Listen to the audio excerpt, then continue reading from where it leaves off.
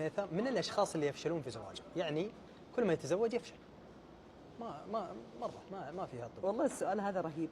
تدري انا بجاوبك عليه بطريقه ظريفه. حلو، خارج الصندوق يعني. ايوه، ما راح اجاوبك عليه بنفس الطريقه اللي الناس تتكلم عنها. الاشخاص اللي يفشلون في الزواج هم اشخاص عندهم صفه سيئه، عاده ذميمه.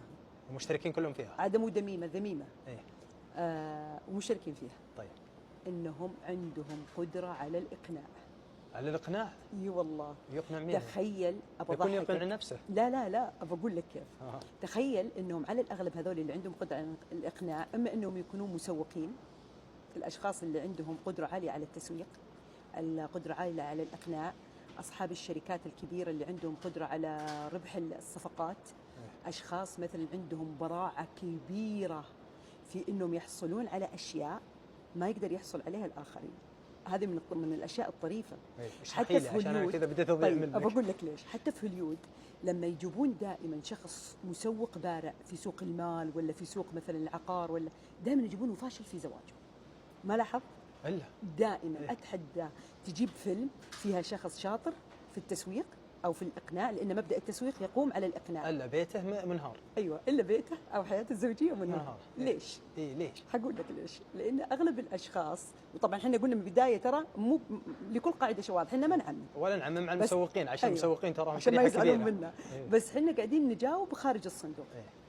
لان الاشخاص اللي يعتمدون الطريقه او متفوقين في قدرتهم على الاقناع، هم يعتمدون كيف مبدا الاقناع يقوم على ماذا؟ على المقارنه. هم اشخاص ناجحين في المقارنه، يقدرون يقعدون قدام شخص يعقدون مجموعه من المقارنات دائما. منتجهم حتى يوصلك للقناعه ان منتجي انا افضل مما في السوق. دائما يفوزون في هذا الشيء. طيب. فعينهم دائما تبحث عن الافضل وتميزه وتقارن بينه وبين الاسوء. عرفت الجواب من بعيد. ايوه. فهم وش يسوون في حياتهم الزوجيه؟ عينهم تقارن. ايوه، لان هذه طبيعتهم، هم كذا مفطورين على دائما اني انا ابحث عقلية عن المقارنه للافضل، فانا احصل على الافضل. فاذا الله عليك فيقارن زوجته. فاذا كان هذا عندك يا حبيبي بالمقارنه الزوجيه، انت بتكملين؟ ايوه، لا كمل. اي، فوالله اذا كرهت منها شيئا احببت منه اخر. ايوه.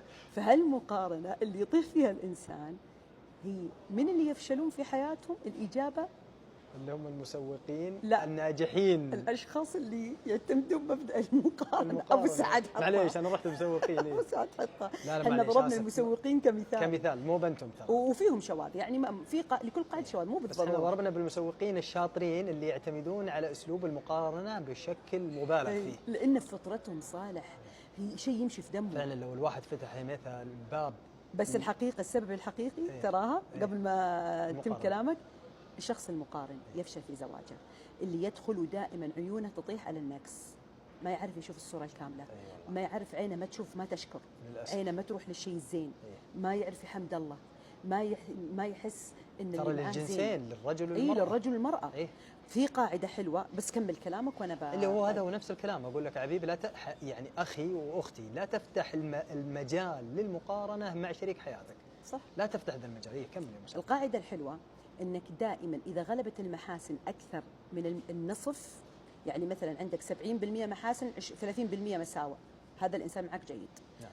الين النص، اذا صار الانسان اللي معك 50% سيء 50% حلو، تقدر تكمل حياتك معه. ممتاز.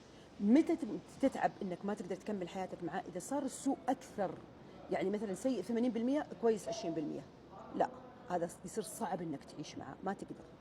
وفي تمرين لطيف كانوا يسوونه زمان، انك تاخذ ورقه وتكتب صفات شريك حياتك الزينه والشينه.